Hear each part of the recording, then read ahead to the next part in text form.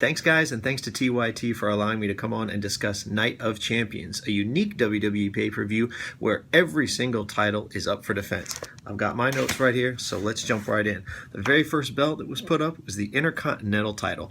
The Intercontinental title has been a little bit more of a boring championship, only because Ryback was out so long with that staph infection, so he hasn't really been able to be as visible as he was.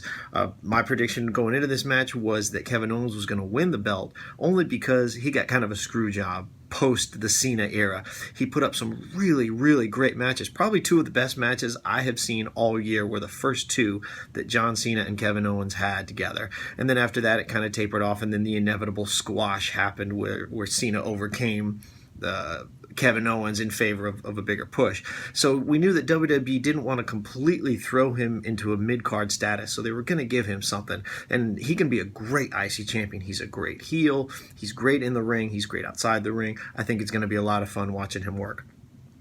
Ziggler versus Rusev was up next, and this whole storyline has been very puzzling to me, because Ziggler is with Lana, but he's hitting on Summer Rae, he's giving her gifts, and he's kind of doing this weird back and forth thing with her, and of course Rusev is angry to no end about that and everything else. But I gotta say, Ziggler comes off as kind of the bad guy here. I mean, he has Lana's face on his tights, which reminded me of my favorite wrestler of all time, Ravishing Rick Rude, so I give him props for that. But it's still strange for the guy who's supposed to be the face, and he's the one acting really weird. I mean, he's just playing mind games with her, or this is his character. Okay, yeah, sure. It's still just a very strange way. The ending was predictably terrible. Anytime there's a woman outside the ring and then she jumps onto the ring apron, well, we know where that's going to go. And of course, it happened exactly the way everyone thought it was going to happen. Summer Rae threw her shoe at him, and it hit Rusev, and somehow that distracted him enough for Ziggler to hit the zigzag and get the win. But yeah, okay, sure. Thankfully, up next, we got some redemption with the New Day and the Dudleys.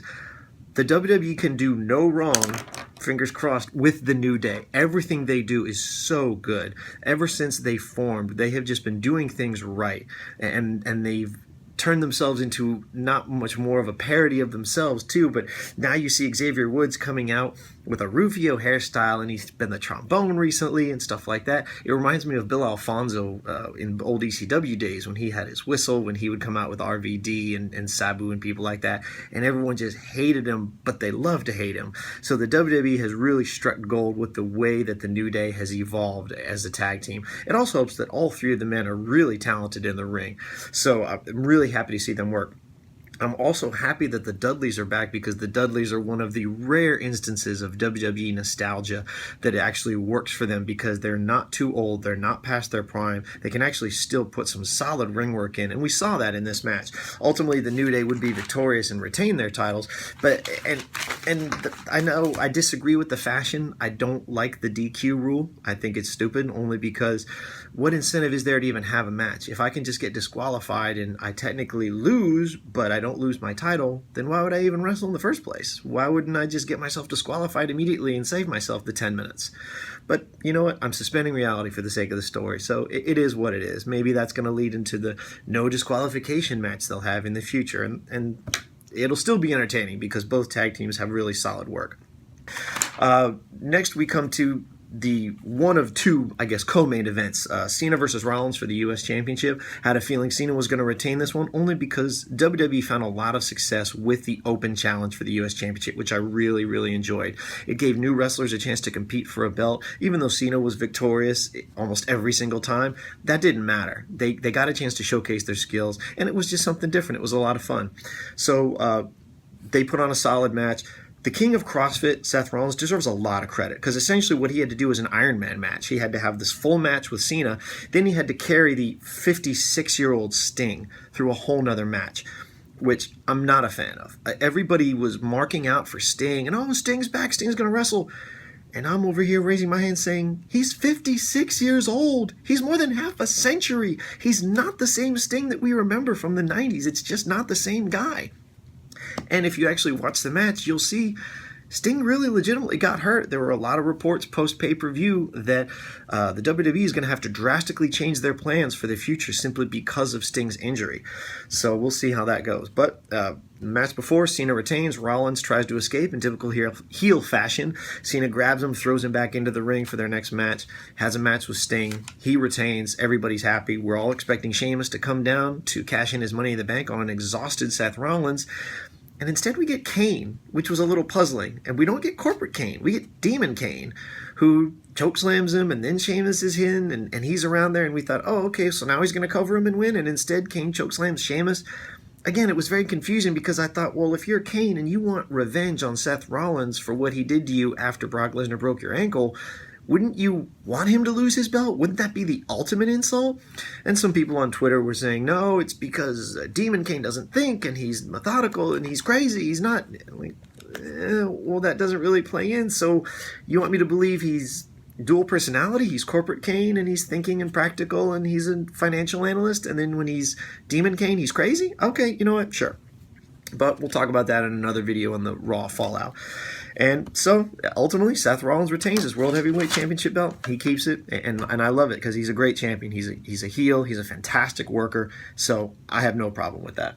Hey guys, thanks for sticking around and joining me again for the continuing fallout from WWE's Night of Champions. As you know, the Raw show post-pay-per-view are usually pretty entertaining because you've got continuation of the storylines and the results that happened the night before. And especially now that football season is back in full swing, the WWE really has to step it up and try to compete for viewers because they're going up against Monday Night Football, which is no easy task. So they started out last night's show pretty strong on Raw with the Wyatt family coming out, talking about their victory over Roman Reigns and Dean Ambrose.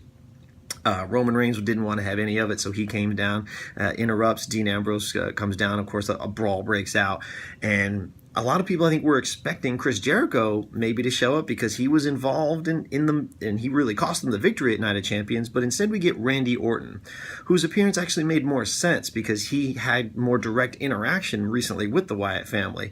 So we can get a team up of them later on for maybe the next pay-per-view and stuff like that. At least he makes a little more sense than Chris Jericho, which we already talked about in our last video about Night of Champions. We finally get some resolution as to what happened in the ending of Night of Champions, where Kane came out, chokeslammed Seth Rollins, he chokeslammed Sheamus, and really allowed Seth Rollins to retain his championship and prevented Sheamus from cashing in his Money in the Bank. So Seth Rollins is looking for the authority, and he's in their office, and there's Kane. But it's not the Demon Kane, it's corporate Kane. I gotta admit, I was intrigued at this point. I'm like, okay, so it's corporate Kane sipping from a coffee mug that says, you know, world's greatest director of operations, which I thought was great. So now they've thrown us for a little bit of a loop, which is good. Anytime the WWE can surprise you, I'm happy. I'm glad that they didn't go full on, hey, Kane's back and he's roaming around backstage and he's a demon and he's burned up. I'm glad they didn't just abandon the fact that, hey, Kane is a corporate shill. Now they're having us try to decide, okay, is he playing mind games with Seth Rollins? Does he have a split personality? What's going on? So they're at least keeping us interested, if nothing else. If the mask, of course, was noticeably missing from the display case, which would be discussed later. But that was one of the first things I noticed was that, well, it's sitting right there on the table. It's in the middle of the shot. They want you to see that. I'm happy that they've teamed up the Ascension with Stardust. I thought the Ascension got a really raw deal getting called up from NXT and then essentially getting put into squash matches and having little to no success, which didn't make any sense to me. You obviously have enough confidence in this tag team to bring them up from your developmental program, NXT, and then you just book them terribly. I really don't understand that.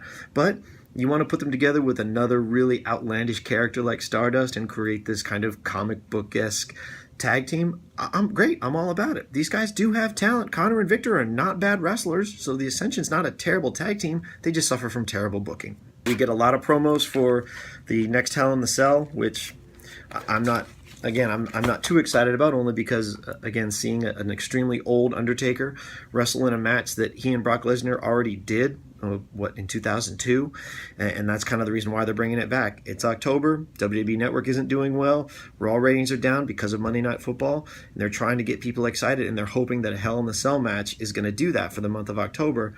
But again, how much does The Undertaker really have left in him? For a guy who's that old, can he really take the kind of bumps that are required of a Hell in the Cell match? I mean, is Brock Lesnar going to take the kind of bumps that Mick Foley famously took in Hell in the Cell? I don't know. I guess we'll have to see.